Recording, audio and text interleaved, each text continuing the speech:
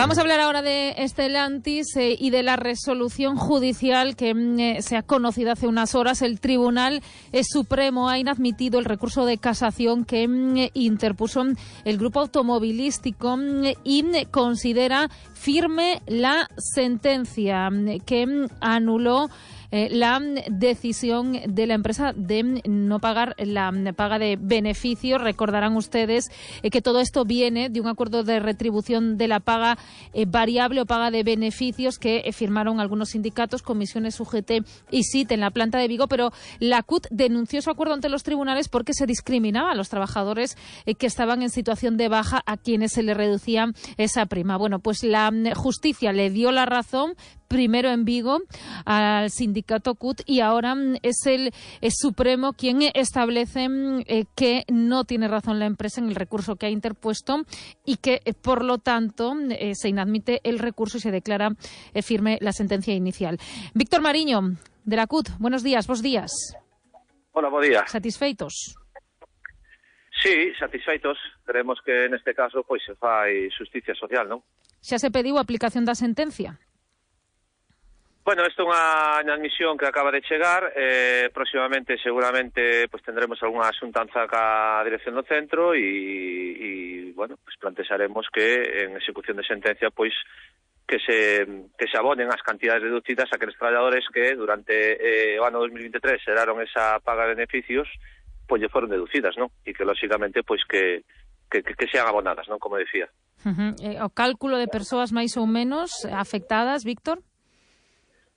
Temos aproximadamente entre un 8 e un 9, dependendo por cento de asentismo, que iso pode equivaler a 600, depende un poquinho, non? Traballadores e traballadoras, pero é certo que durante o 2023, pois, esas cifras é a media, pero poden ser máis de 1000 persoas as que estean afectadas, por decir prácticamente, bueno, casi a mitad da plantilla, non? Porque quedamos ou non proceso de incapacidade temporal, pois, dependendo de diferentes circunstancias, pois se poden producir. A media está nos 600 traballadores, pero esa media máis ou menos mensual. Pero, xa digo, non se corresponde porque pois hai altas, despois volven a iniciarse novos procesos de incapacidade temporal. Tendríamos que facer ahora unha estimación un poquinho máis exhaustiva e, lóxicamente, con esos datos, se a empresas quere aportar de boa fe, pois ver que persoas estarían impactadas por esta sentencia. A sentencia en primeira instancia tivo bastante impacto porque provocou que, bueno, pois como resposta inicial a empresa incluso chegase a negar a paga de beneficios, non? A deixar de abonala. Como están as cousas agora, Víctor? Bueno, pois nosta paga de beneficios, desde logo, creemos que no seu momento pois decidiu paralizala, sendo consciente que non vai haber paga de beneficios por parte do grupo. Foi como un elemento, entendémonos así como CUT, pois para intentar culpabilizarnos a nós de que a paga de beneficios suspendía a raíz desa demanda, cando depois, posteriormente, pois o propio grupo anunciou que ese ano non iba a haber un reparto de dividendos, non? Sin entrarse a analizar o por que ese ano concretamente, no 2025, non iba a haber reparto de dividendos. Pero, xa digo, a situación a día de hoxe por parte dos traballadores é que, bueno, es que esta paga de beneficios se está utilizando como un elemento a libre discreción da empresa, cando considera abona e cando non considera non abona, e, dende logo, o que si recollía o acordo era intentar penalizar as persoas traballadoras que caían de incapacidade temporal, pois que tuveran consecuencias, non? A maneira de intentar reconducir o asentismo dentro da planta, pois é indo ao aspecto das persoas traballadoras, cando nos entendemos que hai que ir a raíz do problema, que en este caso son as cargas de traballo e os momentos repetitivos, non? E, de feito, só penalizaba as baixas por enfermidade común, non as baixas por enfermidades profesionales. E nos moitas desas baixas por enfermidades común traumatolóxicas, que son moitísimas, entendemos que a súa raíz parte das líneas de producción dos momentos repetitivos e que non son consideradas por parte dos servicios de prevención como baixas de enfermedade profesional, e por eso desa maneira se quería actuar e entendíamos que o que plantexaba a empresa era anticonstitucional, como se pudo en este caso vamos constatar pola propia sentencia de primeira instancia do xulgado social número 2 do TSJ, que en este caso tamén ratificaba a sentencia social 2, e agora o Supremo conforme admite o recurso da empresa. Antes falabas de que pode haber 1000 persoas afectadas que en algún momento estiveron en situación de incapacidade, metade da plantilla. Isto é moito, non? Que está pasando? Por que se están rexistrando tantos procesos de incapacidade temporal en Stellantis?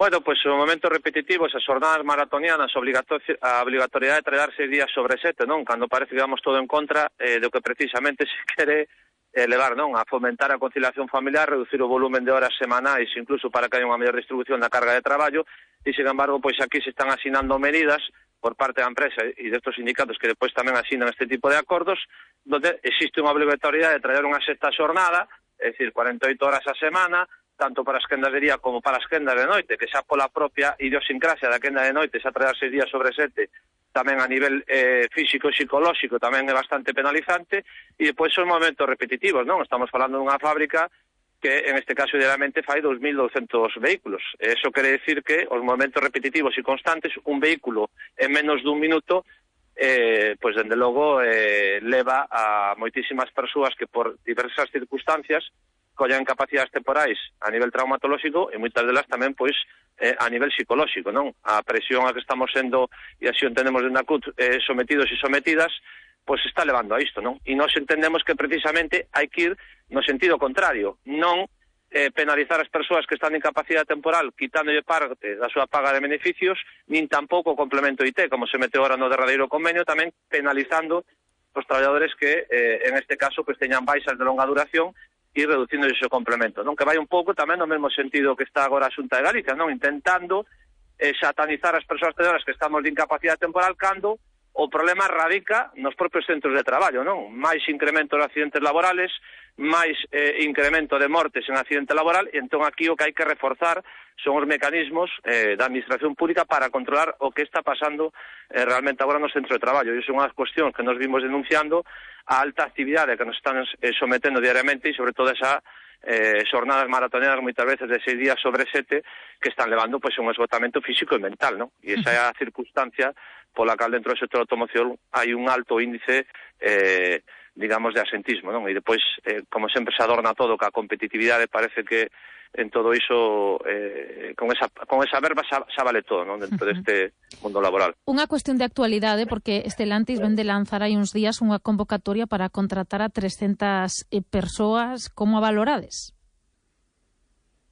Para nós non é unha situación, digamos, allea. É unha cuestión máis que evidente. Hai unha dificultade, e é certo, nós podemos falar, bueno, podemos denominar tamén, utilizar, non, esa nomenclatura de fracaso escolar. Bueno, pois aquí hai moitísimo fracaso laboral, é dicir, é habitual que moitas persoas traballadoras abandonen o centro antes incluso de rematar o seu contrato de traballo, polas condicións económicas e polas condicións sociais que decía anteriormente, non? Contratos de tempo parcial, salarios prácticamente que están dentro do salario mínimo interprofesional, e despois as condicións, lóxicamente, que temos aquí, non? Nos momentos repetitivos, de 8 horas traballando, pues, un proceso encadenado que é a nivel físico e sobre todo psicolóxico tamén desgasta moitísimo, e, bueno, o que está evidenciando é que hai unha problemática, non? A efectos de que se está tendo, pues, problemas a nivel de contratación, non? De feito, pues, observa faltan traballadores. Sí, se está observando un cambio social, non? Antes casi se podía falar que era unha fábrica de pais a fillos, non? Ou familiares, e ahora iso, digamos, trocou sustancialmente, non? A veces ahora que están aproveitando moitísimas veces da necesidade de moitas persoas pois para cubrir con 2 personas 3 turnos. E iso tamén, xa digo, lonxe dos 6 días sobre 7, se ainda por encima estamos traballando 12 horas, das 24 que ten o días, pois tamén pois está penalizando moitísimo, non? E esta é unha realidade tan real como ter un ERE todos os anos sistemáticamente, porque aquí é prácticamente anecdótico de que un traballador chega aos 65 anos e se subile. Marcha ou cunha incapacidade ou marcha a través dun mecanismo con 60, 61 anos, a través dun ERE, dunha salida porque non é capaz xa a nivel físico e psicolóxico de aguantar as condicións de traballo, e dende logo é a única saída que lle queda pues, para poder marchar sin outro tipo de medidas, non? Bueno, pues quedamos pendientes de que se leve a cabo a aplicación da sentencia do Tribunal Supremo que iniciaba esta entrevista, este tema, despois de darvos a razón a CUT en que todos os traballadores teñen dereito a esa paga de beneficios. Víctor Mariño, grazas. Gracias a vos, bo día.